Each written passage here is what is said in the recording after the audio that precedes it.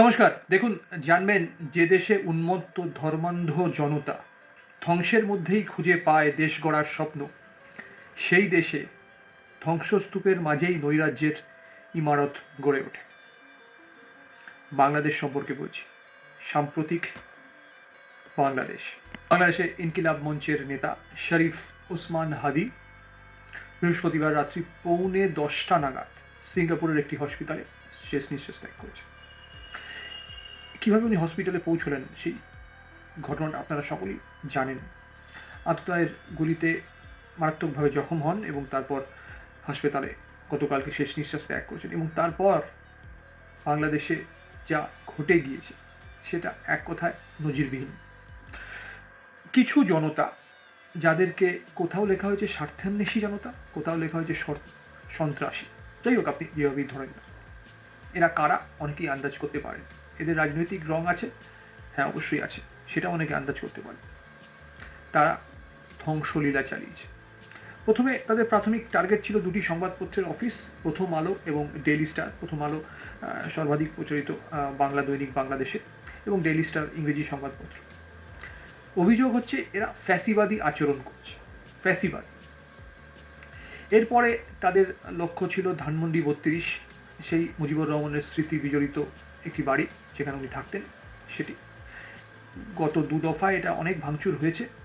গতকালকে দেখলাম যে বুলডোজার দিয়ে ভাঙচুর করার চেষ্টা চলছে এবং অনেকটাই ভেঙেছে। তারপর সংস্কৃতি চর্চা কিন্তু ছায়ানট, যেখানে মূলত রবীন্দ্র নজরুল সঙ্গীত, সংস্কৃতি চর্চা হয়, লোকসঙ্গীত ইত্যাদি। এবং সর্বশেষ যেটা আজকে খবর পেলাম, যে একটা শিল্প কলা কেন্দ্র উদীচী, সেখানেও কিন্তু অগ্নিসংযোগ এরকম একটা ঘটনা ঘটেছে, যদিও কারণটা স্পষ্ট নয়। এখন শেষ দুটি জায়গা, একটি হচ্ছে ছায়ানট, একটি উদীচী, সেখানে কেন? সেখানে তাই এর সঙ্গে তো রাজনীতির সরাসরি কোনো সম্পর্ক নেই, আপনাদের খেয়াল রাখতে হবে যে ছায়ানট এটা কিন্তু শুধুমাত্র একটা কালচারাল সেন্টার নয়, ঠিক আছে? বাংলাদেশের স্বাধীনতা যুদ্ধে ছায়ানটের কিন্তু একটা অনেক বড় ভূমিকা রয়েছে। এই যে ভাষার জন্য লড়াই, ভাষার জন্য সংগ্রাম এবং তারপর একটি রাষ্ট্রের জন্য, এই প্রতিটি মুহূর্তে কিন্তু ছায়ানট অনেক বড় একটা ভূমিকা গ্রহণ করেছে বাঙালি সংস্কৃতিকে এগিয়ে দেওয়ার জন্য। সেই সময় উর্দু এবং পাকিস্তানপন্থী যারা ছিলেন তাদের বিরুদ্ধে সংগ্রাম করার জন্য। সুতরাং ছায়ানটকে আক্রমণ করা হবে বাংলাদেশের এই পরিস্থিতিতে, এটা খুবই স্বাভাবিক। মৌলবাদ, আরও অনেক কিছু বাদ, অনেকে অনেক কথা বলছেন, কিন্তু আমার যেটা এই মুহূর্তে মনে হয় যে সব কিছুই সত্য হতে পারে, কিন্তু সব থেকে বড় সত্য যে অশিক্ষা, ধর্মান্ধতা মাথা চাড়া দিয়েছে, যার ফলে সাদাকে সাদা, কালোকে কালো জ্ঞান করার ক্ষমতা এই মুহূর্তে তাদের নেই যারা ভাঙচুর করছে। এটা যেন কি বলুন তো, নিজের নাক কেটে পরের যাত্রা ভঙ্গ।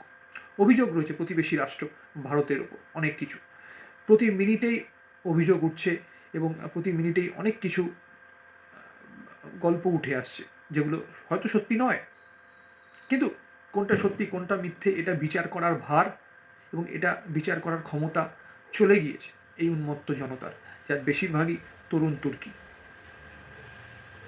এবং তার ফলে তারা কি করছে, তাদের নিজেদের দেশে যে প্রতিষ্ঠান, সেই প্রতিষ্ঠান তারা ভেঙে চুরমার করে দিচ্ছে এবং সারা বিশ্ব দেখছে, তারা ছিছি করছে। আজকে সারা বিশ্বের বিভিন্ন সংবাদ মাধ্যমে ডেইলি স্টার এবং প্রথম আলো যে ধ্বংসলীলা, সেটা মানে সেই খবর প্রচারিত হয়েছে, আমাদের দেশেও বিভিন্ন জায়গায় বেরিয়েছে। এটা আমার মনে হয় বাংলাদেশের মতো একটি রাষ্ট্র যেখানে প্রচুর সম্ভাবনা, একটা সময় প্রগতিশীল রাষ্ট্র বলা হয়েছিল, প্রচুর সম্ভাবনা, এত ট্যালেন্টেড মানুষ সেখানে, তাদের জন্য অত্যন্ত খারাপ একটা বিজ্ঞাপন। আগামী বাংলাদেশের জন্য অত্যন্ত খারাপ একটা বিজ্ঞাপন। তো যাই হোক, এই ঘটনার পরে আরও অনেক কিছু হয়েছে। শেষ পর্যন্ত সেনাকে মাঠে নামতে হয়, রাস্তায় নামতে হয়, এবং তারা বাঁশি বাজিয়ে, যা খবর পাওয়া যাচ্ছে, পরিস্থিতি নিয়ন্ত্রণ করার চেষ্টা করে এবং ক্রেন নামিয়ে ডেইলি স্টারের ছাদের ওপর থেকে, যেখানে প্রায় 30 জন সংবাদকর্মী এবং সাংবাদিকরা ছিলেন, তাদের উদ্ধার করা হয়। অনেক সাংবাদিক কালকে রাত্রেই অসহায়ভাবে বার্তা দিচ্ছিলেন সোশ্যাল মিডিয়াতে, কী করব, কিছু করার নেই। তো শেষ পর্যন্ত সেনা তাদের উদ্ধার করে। এই ঘটনার পর বিএনপির স্থায়ী কমিটির সদস্য সালাউদ্দিন আহমেদ কি বলেছেন আমি আপনাদের বলবো।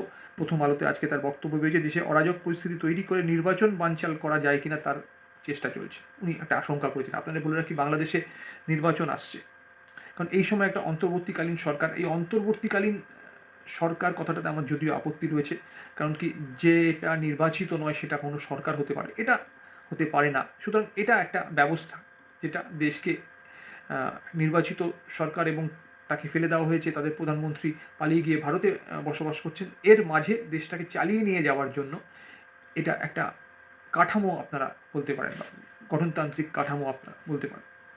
তো যাই হোক, সিনিয়র এডিটর নুরুল কবির যথেষ্ট সিনিয়র একজন মানুষ, বাংলাদেশে সাংবাদিকতায় অনেক ভূমিকা তার রয়েছে, তাকে পর্যন্ত প্রহত করা হয়েছে। এবং সবথেকে বড় কথা, আমি একটা ভিডিও দেখলাম, খুব ডিস্টার্বিং ভিডিও, যে উনি বেরোচ্ছেন একজন বয়স্ক মানুষ, পিছন থেকে অনবরত এই হচ্ছে লীগের দালাল, লীগের কর্মী, এসব বলা হচ্ছে, যেটা খুবই খারাপ। যে দেশে সংবাদ মাধ্যম গণতন্ত্রের চতুর্থ স্তম্ভ, তার সম্মান নেই, তার গুরুত্ব কেউ বোঝে না, সে দেশের উন্নতি খুব মুশকিল। কারণ কি, সমাজের যে আয়না, সেটাই তো সংবাদ মাধ্যম। এই আয়নার কাজ যদি ভেঙে দেন, তাহলে নিজের মুখটাও কিন্তু দেখা যায় না। জামায়াতে ইসলামী, যারা এখন অন্যতম ডমিনেন্ট ফোর্স বাংলাদেশের রাজনীতিতে, তারা কি বলছে, তাদের যে আমির শফিকুর রহমান, তিনি এই গণমাধ্যমের উপর হামলার তীব্র সমালোচনা করেছেন এবং উনি বলেছেন যেটা হওয়া উচিত নয়। এছাড়া ওনার যেটা বক্তব্য, ময়মনসিংহে একটা ঘটনা ঘটেছে, একজন হিন্দু যুবককে পুড়িয়ে মারার অভিযোগ উঠেছে। ওনার বক্তব্য, এটা কোনো বৃহত্তর ষড়যন্ত্র হতে পারে। যদি উনি বলছেন যে ধর্মের অবমাননা করার চরম অন্যায় শাস্তি আদালতের মাধ্যমে হতে হবে। আর এই যে সংবাদপত্রের অফিসে অগ্নিসংযোগ করা হলো, এত সম্পত্তি লুটপাট হলো, এরকম ভিডিও দেখা গেছে যে সংবাদ মাধ্যমের অফিসে সব কিছু ভেঙে চুরে দেওয়ার পর অফিস থেকে কম্পিউটার, হার্ড ডিস্ক, যে যা পেরেছে প্রিন্টার নিয়ে চলে যাচ্ছে। এটা একটা দারুণ ট্রেন্ড, একটা দুর্ধর্ষ ট্রেন্ড। এটাই জুলাইয়ে যে সময় একটা বিশাল বড় অভ্যুত্থান ঘটেছিল, তখন গণভবনেও দেখা গিয়েছিল। তখন দেখা গিয়েছিল প্রধানমন্ত্রীর বাসভবন থেকে মহিলাদের অন্তর্বাস নিয়ে যখন কেউ আস্ফালন করছেন, কেউ পুকুর থেকে হাঁস নিয়ে বাড়ি ফিরছেন, কেউ আসবাবপত্র নিয়ে বাড়ি ফিরছেন, যে যা পেরেছেন সব নিয়ে বাড়ি ফিরছেন। এরকমও দেখা গিয়েছিল এক যুবক, উনি নিজে একটা শাড়ি পরে নিয়েছেন আর বাকি প্রচুর শাড়ি নিয়ে বাড়ি ফিরছেন। তো আপাতত আপনাদের হাস্যকর হতে পারে, কিন্তু নৈরাজ্যের একটা খণ্ডচিত্র ছিল সেটা। গতকালকে রাত্রে আবার সেরকমই দেখা গিয়েছে। কিছুদিন আগে যুবভারতী ক্রীড়াঙ্গনে মেসিকে নিয়ে যে একটা ভয়ঙ্কর কর্মকাণ্ড হলো এবং উত্তেজিত দর্শকরা যুবভারতী ক্রীড়াঙ্গনের সিট ভেঙে মুড়িমুড়কির মতো নিচে ফেললো, আরও অনেক কিছু ভাঙলো, গোল পোস্টে জাল ছিঁড়ে দিল, ইত্যাদি ইত্যাদি। সেখানেও কিন্তু এই ধরনের লুটতরাজ হয়েছে। এটা যেন ছোঁয়াচে রোগ। এটাকে আপনি কি বলবেন, মব ফিউরি? যারা এটা করে তারা কিন্তু তাদের মন বা মস্তিষ্ক কাজে লাগায় না, বা সেই সময় সেখানে ফুল স্টপ দিয়ে রাখে। আমি বলছি না যারা এটা করে তারা প্রত্যেকেই অল্প শিক্ষিত। আমি বেশ কিছু ভিডিওস দেখেছি বাংলাদেশ থেকে যেগুলো এসছে, সেখানে আমি দেখেছি যারা বক্তব্য রাখছে ডিজিটাল নিজের ক্যামেরার সামনে এসে, তাদের মুখ দেখে মনে হচ্ছে না তারা অল্প শিক্ষিত বা অশিক্ষিত। সেদিন যুবভারতী ক্রীড়াঙ্গনে যা ঘটেছিল কলকাতায়, যে জনতা সামনে এসে মিডিয়ার সামনে বক্তব্য রেখেছিল, তাদের একজনকেও আমার অশিক্ষিত বলে মনে হয়। আমি এই আমলের যে যুব সম্প্রদায়, তাদের চিন্তাভাবনার দৌড় কতটা, তারা কি মনে করে। ওই প্রথমেই যে লাইনটা বললাম, যে যখন কোনো দেশে উন্মত্ত আহাম্মক ধর্মান্ধ জনতার ধ্বংসের মধ্যে খুঁজে পায় দেশ গড়ার স্বপ্ন, যা পৃথিবীতে কোথাও সাকসেসফুল হয়নি। জানবেন সেখানে ধ্বংসস্তূপের মাঝেই মাথা উঁচু করে নৈরাজ্যের ইমারত তৈরি হয়। আমার মনে হয় এটা বাংলাদেশের পরিপ্রেক্ষিতে খুব সত্য ঘটনা, আর সেদিন যৌবতী ক্রীড়াঙ্গনে যা ঘটেছিল তার পরিপ্রেক্ষিতেও অত্যন্ত সত্য ঘটনা। নৈরাজ্য, অ্যাবসলিউট অ্যানার্কি দেখা গিয়েছে। এখানে একটা কথা মনে রাখতে হবে, এটা কি এমনি এমনি ঘটে যাচ্ছে? এতগুলো তরুণ তাজা প্রাণ তারা এমনি এমনি ভাঙচুর চালাচ্ছে সংবাদপত্রের অফিসে বা মুজিবুর রহমানের বাড়িতে বা ছায়ানটে বা উদীচিতে বা যুবভারতী ক্রীড়াঙ্গনে? একই ধরনের জনতা এমনি তো করছে না, এর পিছনে নিশ্চয়ই কোনো কারণ আছে। এই কারণটা কি যদি দেখেন তাহলে অবশ্যই কিন্তু এই নৈরাজ্যের পিছনে একটা অবমাননা, দীর্ঘদিনের একটা ক্ষোভ, বিক্ষোভ, অন্যায় আপনারা দেখবেন। শেখ হাসিনার আমলে যে ক্ষোভ, বিক্ষোভ, অন্যায়গুলো ছিল সেগুলো প্রতি মুহূর্তে এরকম ঝলকে ঝলকে বেরোচ্ছে। কিন্তু যখন বাংলাদেশে কোনো একটি সেট আপ তৈরি হয়েছে, যারা দেশটাকে অ্যাডমিনিস্ট্রেটিভ ওয়েতে নিয়ে যাচ্ছেন এগিয়ে, তাদের আমলে এটা কেন হলো? আমি একটা অদ্ভুত জিনিস বাংলাদেশে দেখি, সেটা হচ্ছে যখন এই ধরনের ঘটনা আগে ঘটেছে বা ঘটে বা ছোটোখাটো ভিডিও বিভিন্ন ডিস্ট্রিক্ট থেকে যখন আসে, যখন দেখি, তখন আমি দেখি অ্যাডমিনিস্ট্রেশন বা পুলিশ অ্যাডমিনিস্ট্রেশন আশ্চর্যজনকভাবে চুপচাপ থাকে। প্রচুর ভাঙচুর যখন হয়ে যায় তখন তারা অ্যাক্টিভ হয়, অর্থাৎ প্রথমে এই কাণ্ডটা করতে দেওয়া হয়, অনেক পরে সেনা নামে, যেমন সেনা নেমে সাংবাদিকদের উদ্ধার করেছে। এটার পিছনে কি সত্যি কোনো মানসিক মদত রয়েছে? এটাও কিন্তু অনেক বড় একটা প্রশ্ন হিসেবে থেকে যাবে, থেকে গিয়েছে। আশা করা যায় ভবিষ্যতে তার উত্তর পাওয়া যাবে। বাংলাদেশের বর্তমান রাষ্ট্রপ্রধান বলতে পারে মোহাম্মদ ইউনূস। উনি এই যে ইনকিলাব মঞ্চের নেতা শরীফ ওসমান হাদি, তার মৃত্যুর পর শোক প্রকাশ করেছেন। তারপর যখন এই সমস্ত কর্মকাণ্ড ঘটে গিয়েছে তখন বোঝা গিয়েছে যে ওনার হাতের বাইরে চলে গিয়েছে পরিস্থিতি। উনি একটা নতুন লজ্জা উৎপাদন করেছেন, যেরকম মাঝে মাঝে উনি করে থাকেন। একজন নোবেল লরিড, উনি একটি দেশের এই মুহূর্তে রাষ্ট্রপ্রধান বলা চলে, যেটা বললাম, তার চোখের সামনে, বলতে গেলে চোখের সামনে, দুটি এস্টিমড নিউজ অর্গানাইজেশনের অফিস ভাঙচুর করা হলো, ধ্বংস করে দেওয়া হলো অর্ধেক প্রায়। ছায়ানট, এটা নিউজ পেপার অর্গানাইজেশন ছেড়েই দিন, ছায়ানটের মতো ঐতিহ্যশালী যে সংগঠন, সেই বাড়িতে ঢুকে ধূলিসাৎ করে দেওয়া, তানপুরা ভাঙা, হারমোনিয়াম ভাঙা, তবলা ভাঙা পড়ে আছে, পোড়া তানপুরা দেখা যাচ্ছে, ছবিগুলো ছিন্ন ভিন্ন করে দেওয়া হয়েছে। একটি নজরুলের ছবি দেখলাম যে দেওয়াল থেকে নিচে নামানো রয়েছে। কি অবস্থা! একজন রাষ্ট্রপ্রধান, উনি নোবেল প্রাইজ পাওয়া রাষ্ট্রপ্রধান, অর্থাৎ এটা বোঝা যাচ্ছে তার হাতে কিছু নেই, তার হাতে নিয়ন্ত্রণ নেই। নিয়ন্ত্রণ হয়তো সেনাবাহিনীর হাতে, এবং যারা কিছুটা এই নৈরাজ্যটা হতে দিয়েছে, সেনাবাহিনীকে কোনো বার্তা দিতে চান, সেনাবাহিনীর কর্তারা, বড় কর্তারা কি বলছেন, নিশ্চয়ই ভবিষ্যতে আমরা সেটা জানতে পারবো। আচ্ছা, যেটা হচ্ছে যে আরও একটা দুটো কথা আমি আপনাদের বলতে চাই, যে গণতান্ত্রিক সংস্কার জোট, সেখানে এনসিপি, এবি পার্টি, রাষ্ট্র সংস্কার আন্দোলনের নেতারা রয়েছেন, তারা আজকে এই ধ্বংসস্তূপের সামনে গিয়েছেন, প্রথম আলোর সামনে। সেখানে গিয়ে তারা শোক প্রকাশ করেছেন, তারা তাদের চেহারার মধ্যে ফুটিয়ে তোলার চেষ্টা করেছেন তারা কতটা স্তব্ধ, এবং তারা নাকি বলেছেন, শুনলাম, যে প্রতিষ্ঠানের উপর এই ধরনের আক্রমণ এটা খুব খারাপ, এটা একটা অশনি সংকেত। প্রথম আলোতেই বেরিয়েছে। গতকালকে যখন এই ঘটনা ঘটছিল, তারা কি লুকিয়েছিলেন? তারা কি গিয়ে উন্মত্ত জনতাকে শান্ত করতে পারতেন না? নিশ্চয়ই পারতেন। এখান থেকে পরিষ্কার হয়ে যায় যে এই সমস্ত ঘটনা পিছনে মদত বা ইন্ধন, আগুনটা জ্বালাচ্ছে কারা।